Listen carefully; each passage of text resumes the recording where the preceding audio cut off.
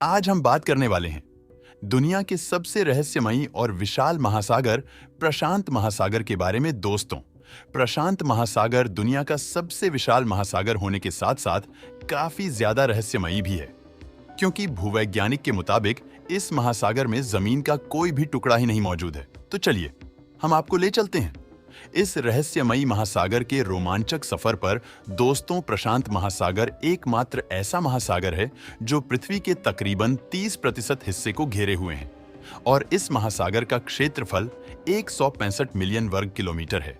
इस महासागर की विशालता का अंदाजा इस बात से भी लगा सकते हैं कि अगर इस पृथ्वी पर मौजूद सातों महाद्वीपों को एक साथ भी जोड़ दिया जाए तो फिर भी उनका क्षेत्रफल प्रशांत महासागर के क्षेत्रफल के मुकाबले काफी कम होगा।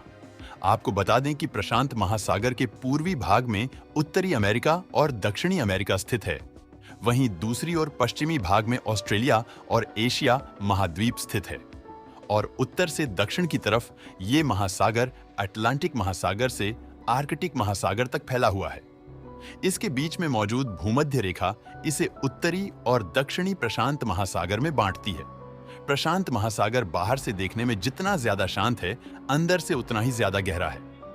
प्रशांत महासागर की औसत गहराई करीबन 14,000 फीट है और इस महासागर के अंदर के हिस्से में इतनी ज्यादा रहस्यमयी चीजें छुपी हुई हैं जिनके बारे में जानने के बाद वैज्ञानिक के भी होश उड़ जाते हैं। प्रशांत महासागर के किनारे वाले हिस्सों पर भूकंप और ज्वालामुखी के कई क्षेत्र मौजूद हैं और इसके साथ साथ इस महासागर पर कई छोटे छोटे 25,000 द्वीप भी मौजूद है जिन पर आज तक कोई भी इंसान नहीं पहुंच पाया।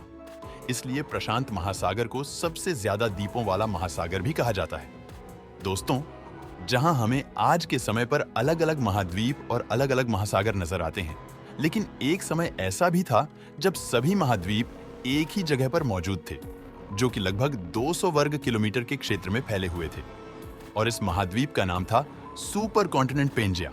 इसी के साथ साथ एक महासागर हुआ करता था जिसका नाम था पंथालास्सा ओशियन। लेकिन कुछ समय बाद महासागर और महाद्वीप के कई हिस्से हो गए और इसके पीछे की वजह थी धरती के नीचे मौजूद टेक्टोनिक प्लेट्स में होने वाली हलचल थी। वैज्ञानिक के मुताबिक धरती पर मौजूद सभी महाद्वीप 3 बार आपस में टूट चुके हैं और ऐसा माना जाता है कि यह प्रक्रिया आगे भी जारी रहेगी। लेकिन दोस्तों, आप ये सोच रहे होंगे कि इतने विशाल महाद्वीप आपस में भला कैसे टूट सकते हैं, तो आपको बता दें कि धरती के नीचे मौजूद टेक्टोनिक प्लेट्स ही जिम्मेदार है। धरती के मेंटल और कोर एरिया में मौजूद गर्मी से इन टेक्टोनिक प्लेट्स में हलचल होती है, जिससे ये प्लेट्स आपस में मूवमेंट करती है। लेकिन ये मूवमेंट हर समय एक जैसी नहीं होती, बल्कि अलग अलग तरह की होती है।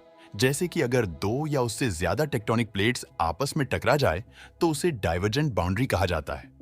आपको बता दें कि इस प्रक्रिया में जमीन के 2 हिस्से हो जाते हैं और उसके नीचे पानी जमा होने लगता है। इसी तरह समुद्र और महासागरों का भी निर्माण होता है। आज से लगभग 200 मिलियन साल पहले इसी प्रक्रिया की वजह से पंथालास्सा महासागर 5 महासागर में बंट गया। यही वजह है कि आज भी सभी महासागरों को एक माना जाता है। दोस्तों, दरअसल ये प्रक्रिया बहुत ही धीमी गति से होती है, जो कि लगातार होती रहती है, लेकिन हमें इसका आभास नहीं होता। जैसे कि अगर आप ध्यान दें तो अफ्रीका धीरे धीरे 2 हिस्सों में बंटता जा रहा है, लेकिन हमें इसका आभास तक नहीं होता। हो सकता है कि कुछ समय बाद अफ्रीका के बीच भी एक नया महासागर बन जाए और अगर ऐसा होता है तो उसके पीछे भी टेक्टोनिक प्लेट्स ही जिम्मेदार होंगी। दोस्तों, धरती में मौजूद जब ये टेक्टोनिक प्लेट्स आपस में मूवमेंट करती है तो इस प्रक्रिया को कन्वर्जेंट बाउंड्री कहा जाता है और कन्वर्जेंट बाउंड्री प्रक्रिया के दौरान जब 2 प्लेट्स आपस में टकराती है तो उनके बीच की जमीन ऊपर उठ जाती है। इसका सबसे अच्छा जीता जागता सबूत हिमालय पर्वत है।